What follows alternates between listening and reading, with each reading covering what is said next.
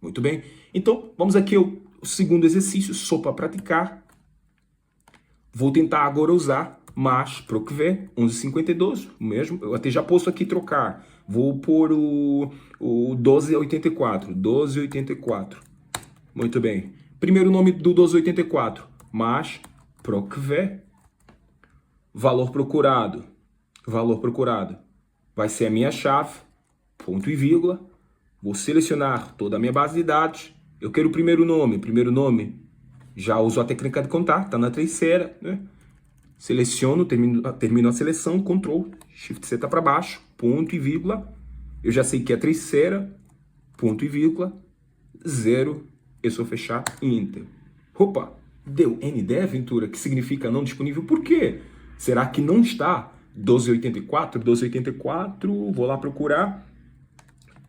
Opa, tá aqui, eu Francisco. Por quê? Eu fiz isso propositalmente para fazer recordar. Esse é um erro que muita gente comete, principalmente principiantes.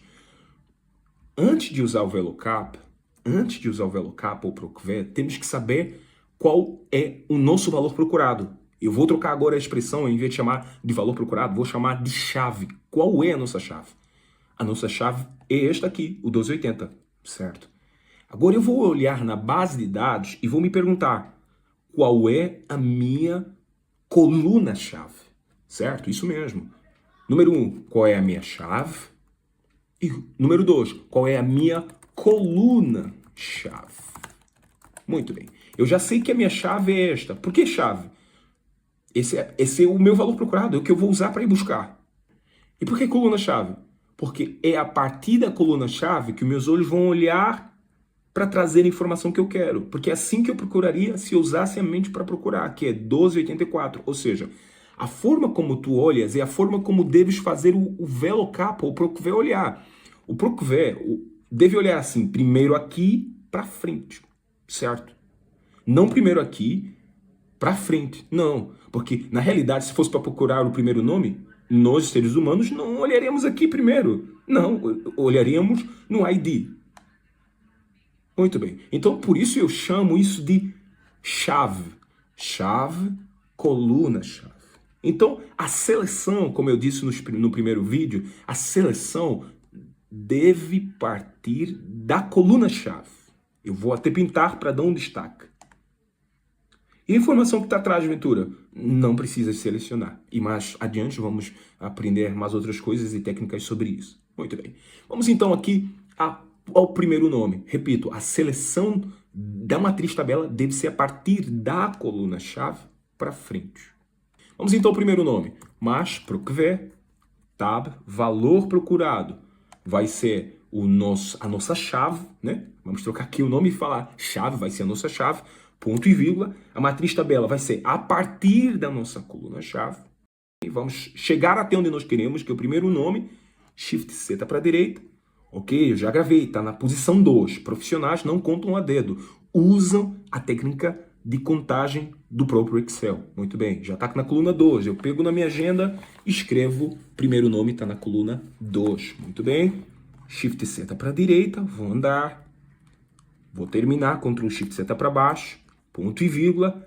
Número índice coluna, eu já sei que é o número 2, está na minha agenda. 2, ponto e vírgula, 0, fecho e já está. Que é o Francisco, de verdade. Vamos lá tentar ver. O 1284 está aqui. O Francisco. Muito bom. Vou só dar aqui um destaque.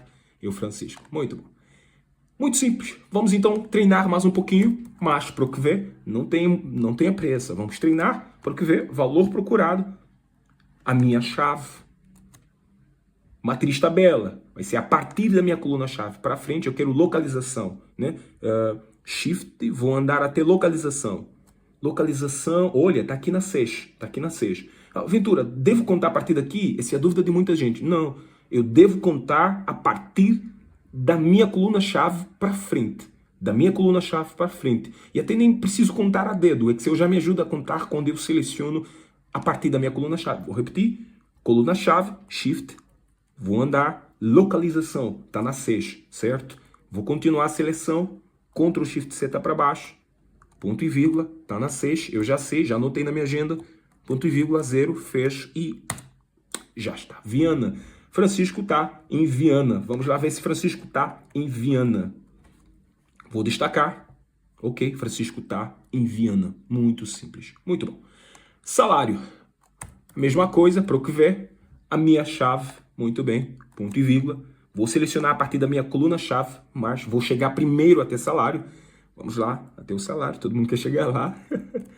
E tenho aqui a coluna 8. 8. Vou terminar a seleção. Ponto e vírgula. Número 8. Ponto e vírgula. 0. Até nem preciso fechar parênteses, o Excel já fecha por si. E Enter. Para dar aquele espaçamento, ou então casa de milhares, eu posso clicar aqui, também posso fazer Ctrl Shift 1. E já está. Vou tentar aqui trocar, vou pôr 1758. 1758. É a Mila. 1758, olha, tá aqui. Vou dar um foco só para destacar. É a Mila, vive no Benfica e ganha um salário de 1.200.000 kwanzas. Muito simples. Então, sobre isso foi a nossa aula. Como usar e por que usar a correspondência exata.